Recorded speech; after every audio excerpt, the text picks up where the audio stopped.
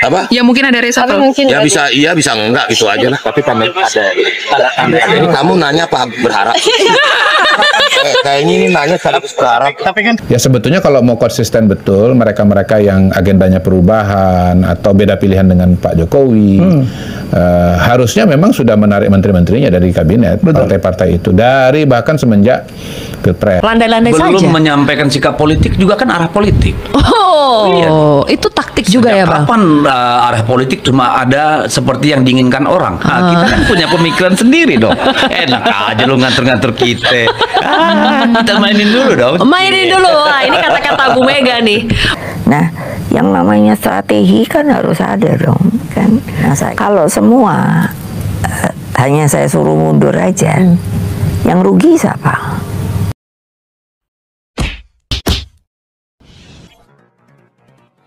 Assalamualaikum warahmatullahi wabarakatuh. Om Swastiastu, Namo Buddhaya, salam kebajikan.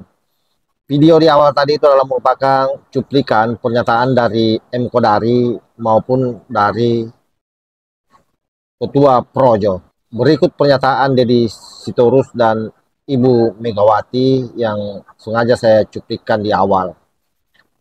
Video kali ini akan membahas carut marut posisi PDIP di pemerintahan, di mana kita tahu bahwa seyogyanya memang hari ini PDIP yang masih ada di dalam kekuasaan dalam pemerintahan Pak Jokowi itu memang berada pada posisi buah si malakama. Dalam artian bahwa PDIP ini adalah partai yang bersebelahan dengan calon presiden yang diusung oleh Pak Jokowi, yakni Pak Prabowo, dan saya kira itu sudah terang benderang. Oleh karena itu, Ketua Projo maupun M. Kodari berharap sebenarnya partai-partai harus konsisten. Kalau memang sudah tidak sepakat dengan pemerintahan yang ada hari ini, ya maka seharusnya mundur saja. Dan bahkan itu sudah menjadi wacana yang saya kira memang sejak bergulirnya Pilpres sampai pasca Pilpres hari ini, hal tersebut sering kita lihat di media. Bagaimana statement dari M. Kodari maupun Ketua Projo yang juga Menteri Informasi dan Komunikasi, kita simak secara bersama-sama. Isu perombakan menteri atau reshuffle kabinet Jokowi kembali mencuat ke publik. Hal ini disampaikan Menkominfo yang juga Ketua Umum Relawan Pro Jokowi Budi Aristiadi di Kompleks Istana Kepresidenan Jakarta pada Kamis 13 Juni 2024. Budi Ari mengatakan kepastian mengenai reshuffle itu tetap menjadi hak prerogatif dari Presiden. Menurutnya, bisa saja reshuffle kabinet dilakukan atau tidak. Ia mengatakan segala kemungkinan selalu terbuka meski pihaknya menyerahkan hal tersebut kepada Presiden. Ya hara itu kan prerogatif presiden, masa kita mengomentari. Ya mungkin ya Pak. Apa? Ya mungkin ada reshuffle. Ya bisa iya bisa enggak gitu aja lah. Tapi pamit ada. Ini kamu nanya apa berharap? Kayaknya ini nanya sekaligus berharap. Tapi kan kayak ada posisi parpol kayak PDIP misalnya keras Bapak Presiden, tapi semua tetap di sini misalnya. Itu juga suara-suara kan udah kita dengar banyak. Ya udah kita tunggu aja lah. Itu kan wewenang hak prerogatif. Kominfo menyebut kemungkinan rencana reshuffle itu sudah dibahas saat Presiden Jokowi bertemu dengan Ketua Umum Parpol pendukungnya baru-baru ini. Budi Ari menyatakan pihak-pihak di dalam pemerintah yang kerap mengkritik kebijakan pemerintah sudah menjadi perhatian. Ia tak menampik isu reshuffle bisa dilakukan dengan pertimbangan hal tersebut. Kendati demikian, Budi Ari tetap meminta publik menunggu sebab keputusan mengenai reshuffle adalah hak prerogatif Presiden. Partai yang sudah tidak bersama gitu, kenapa tidak di reshuffle sih? Ada yang bilang gitu kan? Iya, dan memberikan kesempatan kepada calon-calon menterinya Pak Prabowo untuk diuji coba. Ya, gimana menurut Pak? Ya itu yang saya sampaikan dalam beberapa kesempatan ya. Ya sebetulnya kalau mau konsisten betul mereka-mereka yang agendanya perubahan atau beda pilihan dengan Pak Jokowi harusnya memang sudah menarik menteri-menterinya dari kabinet partai-partai itu dari bahkan semenjak Pilpres. Tapi ya ya kita maklumin aja lah. Tetapi kan setelah pilpresnya selesai, partai politik ini kan sebetulnya sudah punya pilihan dan sudah kelihatan pilihannya. Dia mau bergabung dengan pemerintahan Prabowo Gibran atau berada di luar pemerintahan. Bagi mereka yang mau bergabung di pemerintahan, tentu ya kita terima, kita maklumi. Kalau menteri-menterinya masih ada, misalnya katakan Nasdem atau PKB, ya, karena notabene kan mereka akan bersama 5 tahun ke depan. Tetapi bagi partai-partai yang jelas-jelas orientasinya atau arahnya itu berada di luar pemerintahan seperti PD Perjuangan, hemat saya ya langsung saja tarik menterinya, nggak usah sendiri reshuffle. Kan pergantian menteri ini bisa dengan 2 cara, Pak Helmi. Pertama, partai politiknya yang menarik menteri tersebut, sehingga jabatan itu kosong dan akan diisi oleh partai politik lainnya atau profesional yang ditunjuk oleh Pak Jokowi, atau kemudian di reshuffle gitu. Nah, kalau kita lihat PDI Perjuangan yang kemarin melakukan rakernas, itu kan sudah jelas-jelas posisinya itu kan tidak bergabung, arahnya tidak akan bergabung dengan pemerintahan. Walaupun Bu Mega masih menggunakan kata gue mainin dulu begitu. Tetapi menurut saya gue mainin dulu itu justru yang berbahaya, karena sebetulnya kan ini nak ngotai kan, kalau kata orang Palembang kan, sengaja tetap di pemerintahan tapi nanti akan oposisi gitu.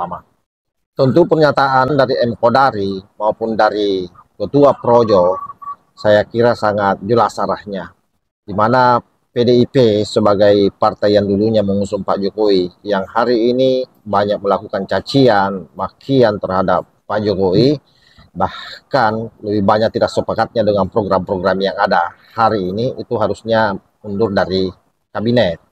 Dalam artian bahwa memang dibutuhkan konsistensi di sini oleh partai-partai yang merasa oposisi. Bagaimana politisi PDIP menanggapi hal tersebut? Kita simak secara bersama-sama. Apa yang terjadi pada saat Rakernas PDI Perjuangan, Bang? Karena kan sebetulnya publik menanti ada sikap tidak ya yang akan dikeluarkan oleh ketum soal arah politik di pemerintahan baru Pak Prabowo. Tapi ternyata nggak ada kejutan tuh, Bang. Loh, landai-landai saja. Belum menyampaikan sikap politik juga kan arah politik.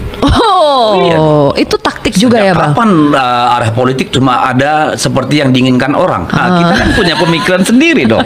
Enak aja lu nganter-nganter kita. Kita mainin dulu dong. Mainin dulu. Ini kata-kata Bu Mega nih. Maininnya buat apa sih, Bang?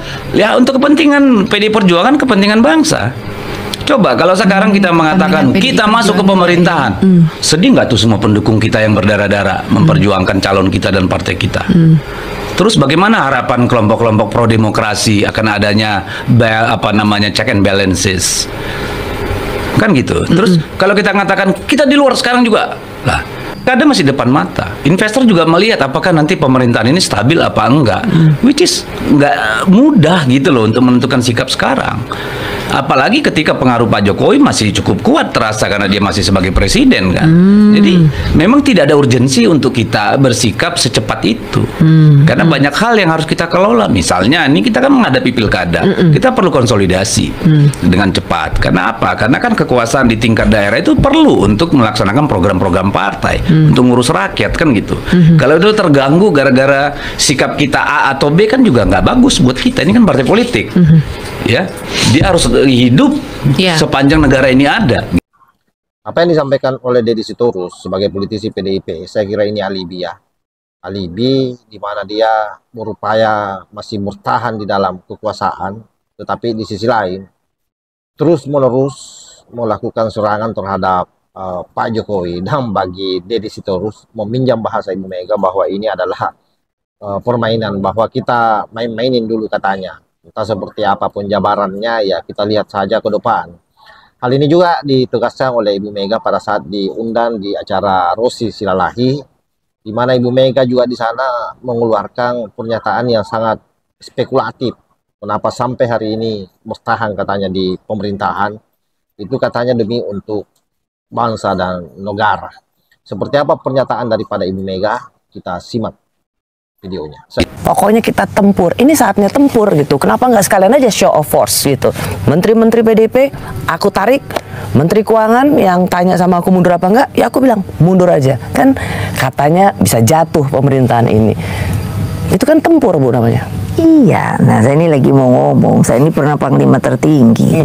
Jadi kan yang namanya itu kan tidak sama semua.